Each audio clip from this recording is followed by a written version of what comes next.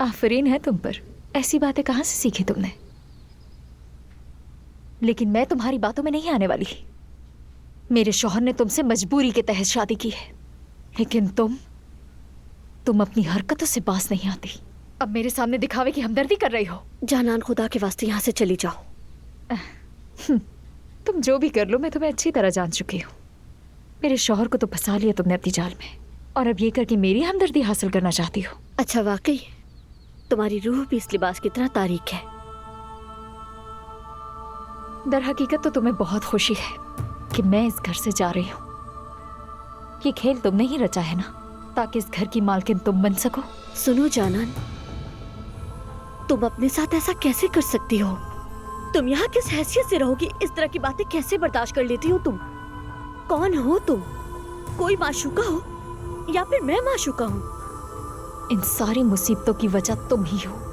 मेरी माँ ने भी यही सब सहा। उन्होंने सर झुका लिया और तकलीफ उठाई। मत करो ऐसा। तुम चाहती हो कि मैं इस घर से खुशी खुशी चली जाऊं? क्या हो रहा है? ये मक्कार मुझे नसीहत कर रही है, मेरे जहन में गलत ख्यालात डाल रही है। ये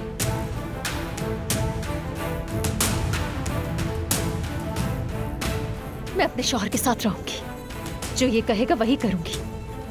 अगर तुमसे ये बर्दाश्त नहीं होता तो तुम चली जाओ। जाना, सुहा ने जो मुझसे कहा था उसके बारे में सोचा मैंने, और मुझे एहसास हुआ तुम्हारे साथ ज्यादती कर रहा हूं। मगर जब तुम्हें यूं दिखता हूं ना, तो मेरा दिल करता है कि मैं तुम्हें मजीद और ना दिखूं।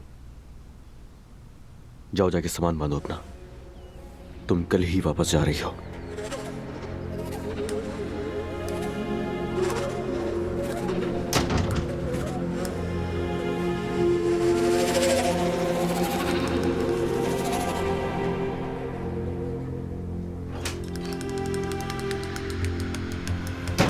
हामिद साहब ने फैसला सुना दिया, अब सब मसले हल।